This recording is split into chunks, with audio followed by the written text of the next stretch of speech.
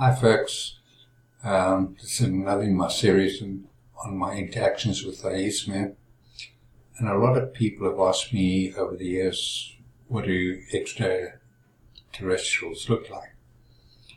Because they were fascinated with the idea that my higher self, aiazmir, is a blue-skinned, blue-feathered being. And over the years, in my interactions with aiazmir, he showed me a lot of things in holographic form. He took me to some planets, so-called planets. There are actually no planets. They're dimensional spaces in the space-time continuum. So what do ETs look like? Well, ETs can look like every species we've got on this planet. You know, we've got the insect species, the vegetable species, the fish species, the birds, avian species. We've got animal species. All of these species come from somewhere else. They're not indigenous to Earth in the sense that Earth is the only place where these beings exist, where these race lines or species exist.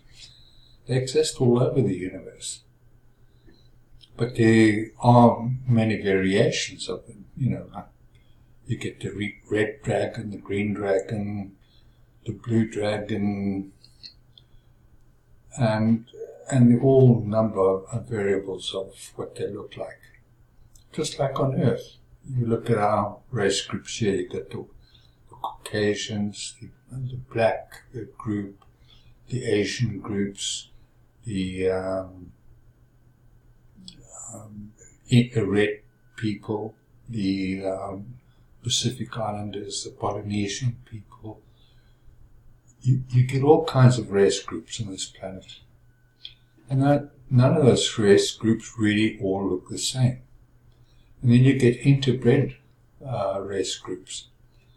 So if you imagine that in the universe that all ETs are going to look the same, well, I can tell you on good authority that it won't. They're going to look as diverse as the species here on Earth. So my early interactions were with my higher self, Maha, who never showed me his face, but I saw his face in profile once in a dark space, because he always wore this kind of monk's habit, which covered his face, so I couldn't really see his face. But I saw his face in profile once, and he looked, it was almost wolf-like, his profile. And then I met aiazmir, who was a blue-skinned being, very tall, man, and aiazmir were, 10 to 12 feet tall. So these were quite large beings. But I also, over the years, have seen only 6-inch high beings. And it's difficult to describe them because they're like little dragons. And they're only 6 inches high. And they exist all over this planet. They've even been photographed on this planet or filmed on this planet. So if you try to get rid of the notion that all ETs look the same, because some ETs are not necessarily they're robots. Some ETs are just artificially created intelligence. So they don't look like humans, and they look like take for instance the small greys that we have a lot of reports of on this planet. They're not. They AI created beings. So they don't have feeling, they don't have emotion, and they were specifically created that way so that they would do the bidding of the Anunnaki groups here. So, ETs, there are a variety of them. I saw the different reptilian groups, and not all reptiles and draconians are negative beings. It's just some of them that have come to this planet are negative, but in other dimensional space-time continuum, they're considered to be very, very wise and caring and loving, like other ETs.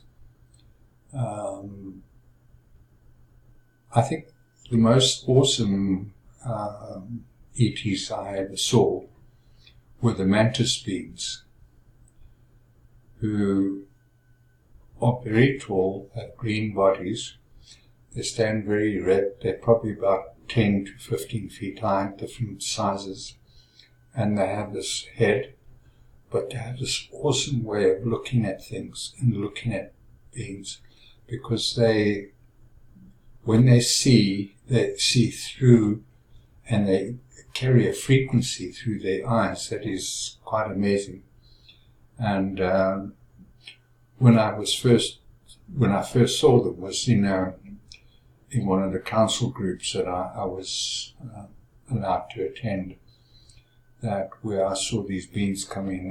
They are considered to be one of the wisest groups in the universe. So I was warned not to approach them or do anything, which would arouse their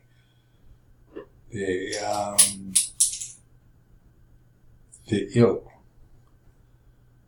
because I was told that just by looking at me, they could defrag me. So some of these beings are very, very powerful, and they have some awesome capabilities.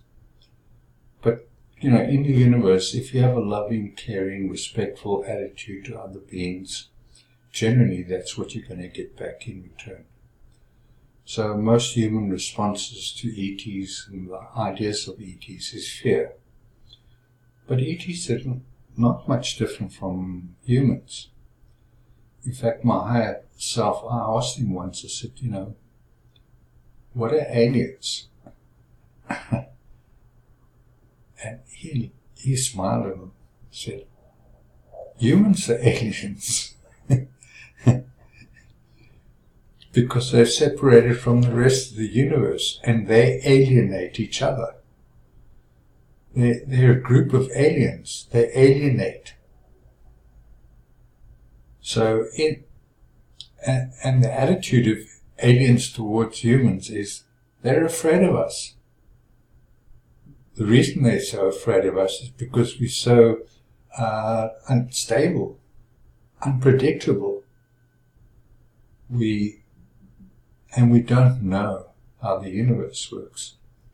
So they consider us this rare species of beings that, have bits of themselves, bits of their own consciousness, which was seeded on this planet, the third seeding. So they have a connection to us. And they don't like what's happening here any more than we do. And so they've come back to try to restore us, and to help this planet to go through this ascension cycle successfully. But, they said, they've told me, and they've told other people, because I've heard other people, other spiritual and esoteric teachers saying this. It's up to us. We have to learn how to do this, to raise our frequencies.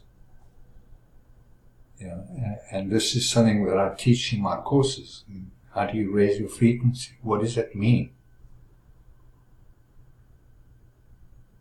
So it's very important that humans start to, take responsibility for who they are and what they are, and to realize the high office they hold in the universe, and to start taking that office seriously.